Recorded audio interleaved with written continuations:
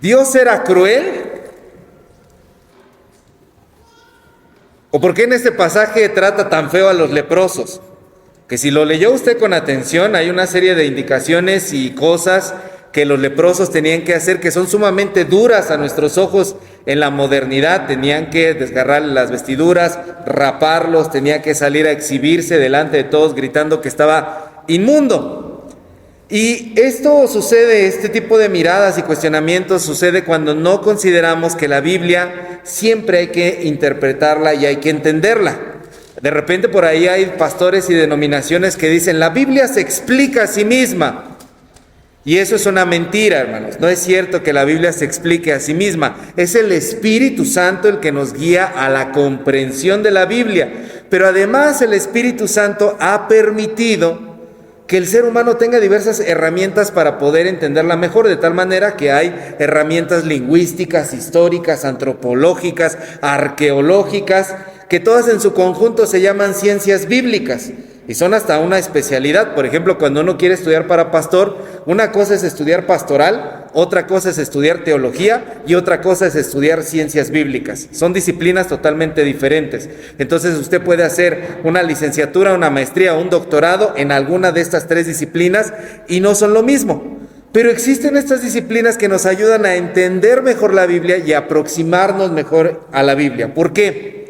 Porque el corazón del ser humano siempre tiende a malinterpretar.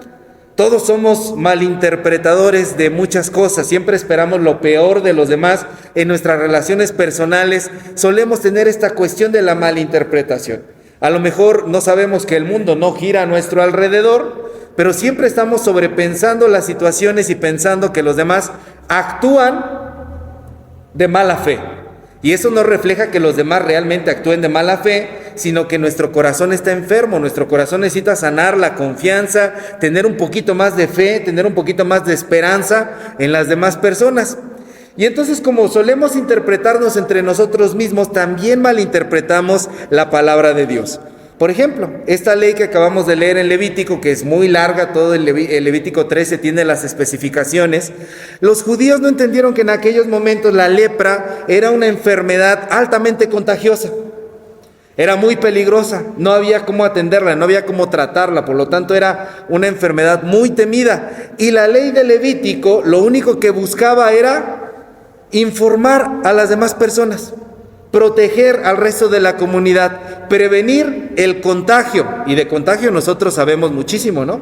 De contagio ya a nosotros nos tocó experimentar una pandemia que nos enseñó la necesidad de vivir en aislamiento cuando hay una enfermedad que no conocemos. Entonces, además, si usted se fija bien, en el resto del capítulo de Levítico, esta ley no solamente decía, y a los leprosos los excluyes, también esta ley proveía de atención humana para los afectados por la enfermedad. ¿Por qué? Porque el sacerdote tenía que revisar, tenía que darle un seguimiento, tenía que estarle dando chequeos cada cierto tiempo a las personas que estaban afectadas por esta situación, de tal manera que el sacerdote era el que daba el testimonio de que la persona podía ser reintegrada a la sociedad. Era una ley que pretendía no excluir, sino darle un periodo a la persona para que en cierto momento se pudiera reintegrar. Entonces era una ley de compasión, era una ley de amor, era una ley de atención directamente a los afectados. Pero los judíos leyeron esta ley y dijeron, que los humillemos, dice.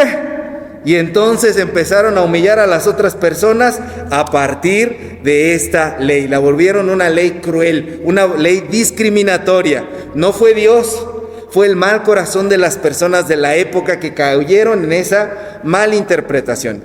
Y entonces cuando yo estaba leyendo este pasaje, recordaba que como esta hay muchas malinterpretaciones que se hacen de la Biblia por nuestro mal corazón.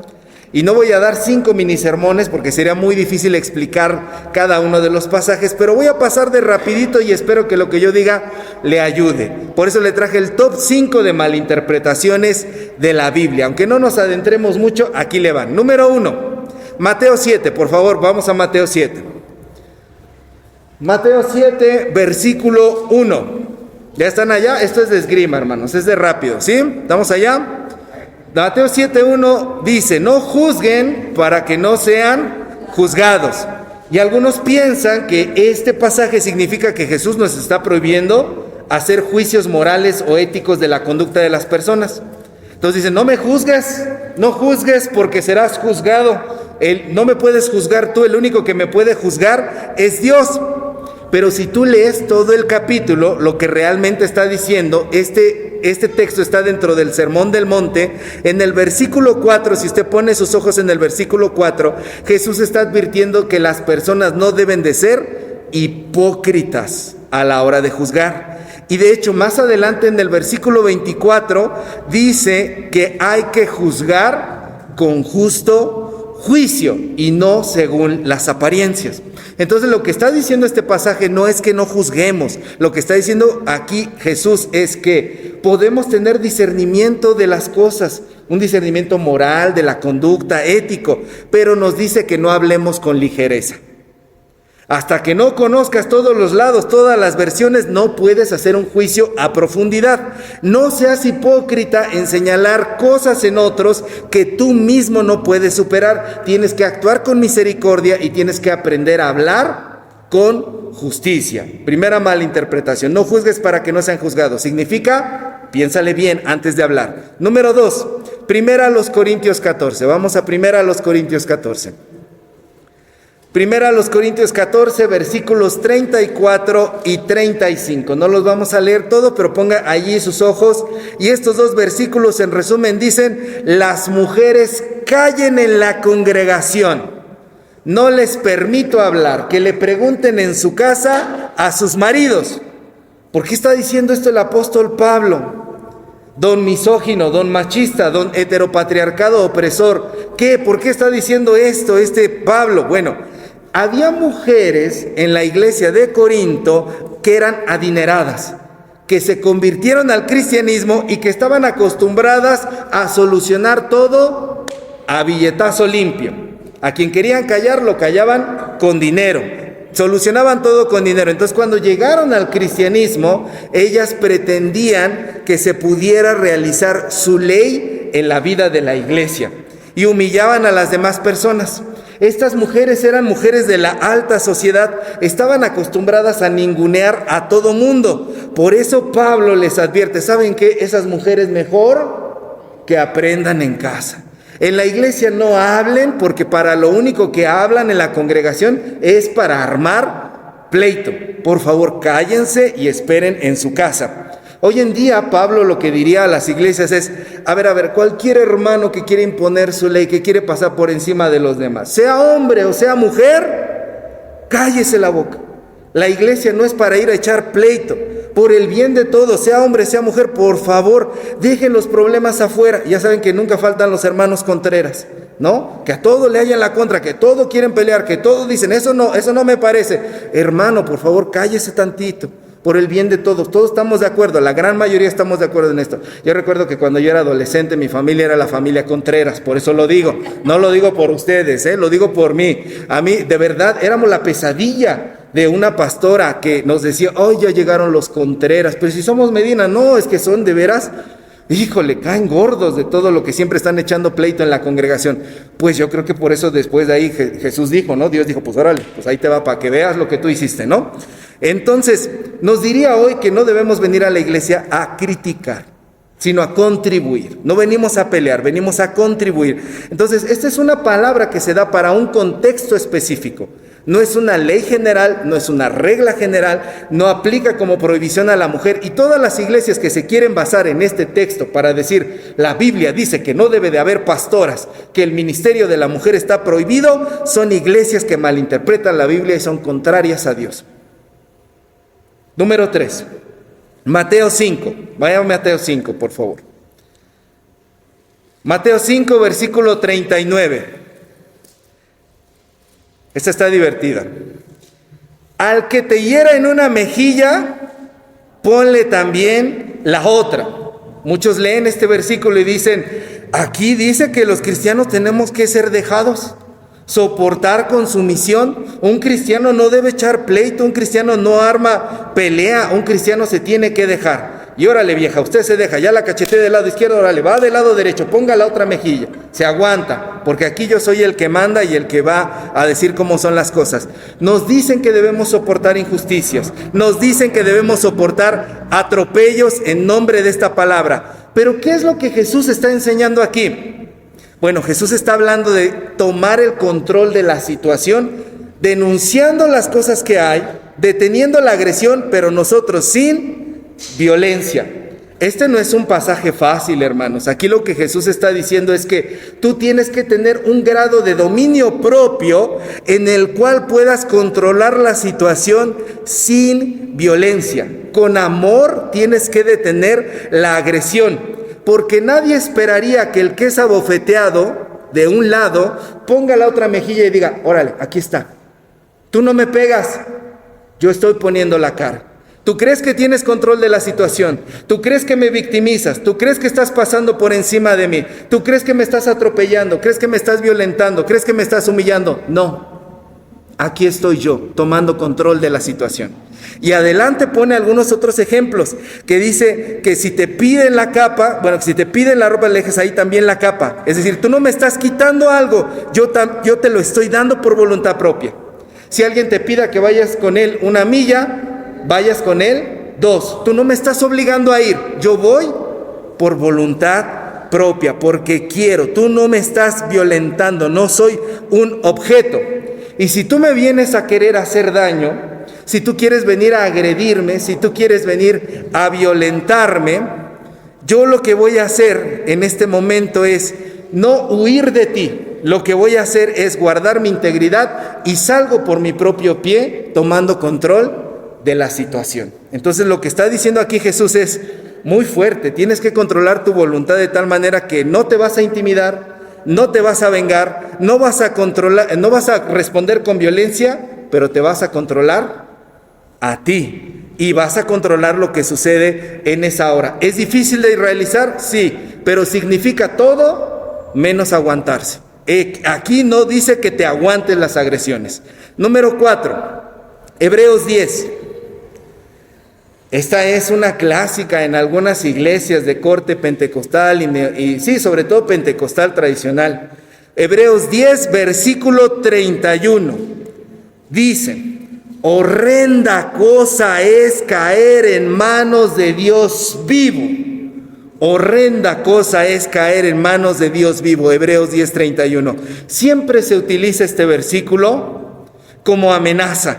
Una amenaza terrible de parte de Dios. Una palabra aterradora. Una palabra que te dice que si pecas, este Dios vivo, que es como una especie de monstruo. Una cosa es Dios, hermanos. Dios de amor, pero Dios vivo, ay, esa es otra cosa. Es como un monstruo. Dios vivo es otra situación. Una especie de monstruo viviente. Entonces, Dios vivo te va a devorar. ¿Qué es lo que está diciendo el autor de los Hebreos? El autor de los Hebreos le está hablando a una comunidad que sufrió cosas terribles. Ahí mismo en Hebreos 10, versículos 32 al 34. Échele por favor una leidita, por encimita. ¿Qué cosas vivieron los de la iglesia de los Hebreos? ¿Qué dice ahí del 32 al 34? No me lo lea, dígame el resumen. ¿Qué es lo que dice ahí? ¿Qué les tocó? Padecieron, tuvieron tribulación, tuvieron persecución, a algunos de ellos los encarcelaron. En los versículos 32 al 34 podemos entender que sufrieron cosas terribles por creer en nuestro Señor Jesucristo. Y por eso, a ver, regreses ahora a los versículos 23 al 25. Le pasó algo a algunos de ellos que sufrieron esas terribles cosas. Dice, no dejando de congregarse como algunos tienen por costumbre. ¿Sabe por qué? Les pasaron cosas tan feas que algunos de ellos dijeron, yo ya no voy con los cristianos. Yo ya huyo de ese lugar, ya no quiero estar con ellos. Entonces, el autor de los Hebreos les dice, hay que estar firmes. Y en los versículos 19 al 22 les dice, hay que estar firmes y entrar confiadamente a la presencia de Dios. Y entonces el autor de los Hebreos los está animando a que no le tengan miedo a la muerte, que no le tengan miedo a la tortura, que ellos se puedan acercar a la presencia de Dios y que recuerden, si de algo deben de temer, no es a la cárcel, no es a las cosas malas que les pasan. Si algo deben de temer es a Dios, porque es más terrible fallarle a Dios que fallarle a la ley humana. Y en ese momento la ley humana los estaba asesinando. Entonces, este no es un versículo de miedo.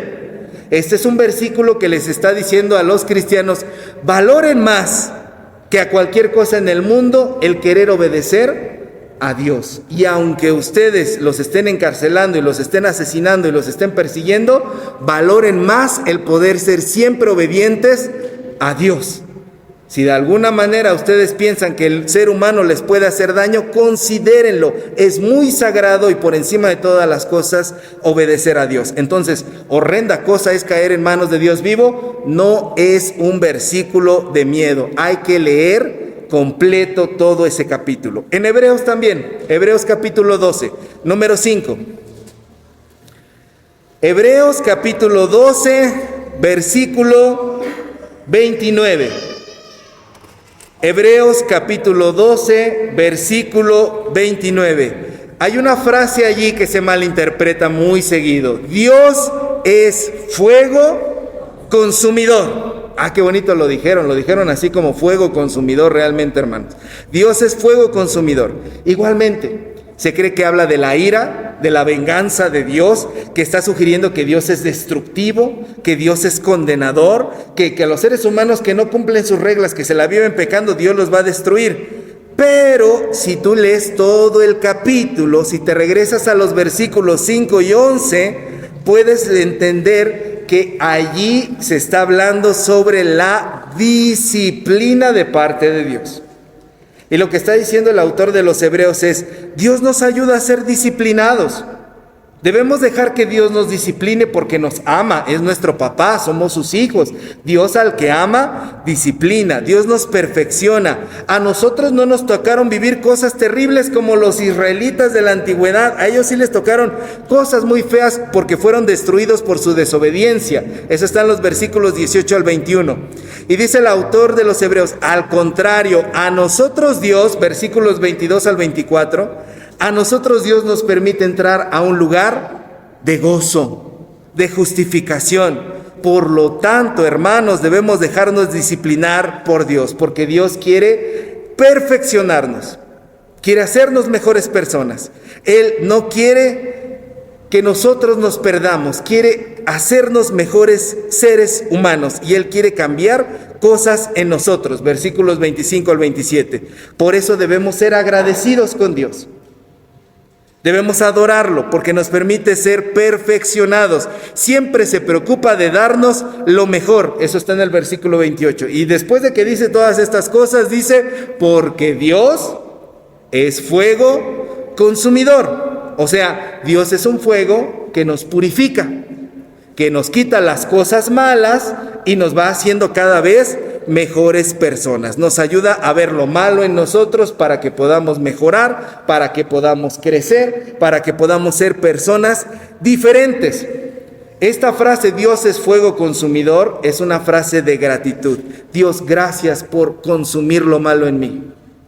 Gracias por purificar lo malo en mí. No es una frase de miedo. Ahí está el top 5 de las malinterpretaciones bíblicas.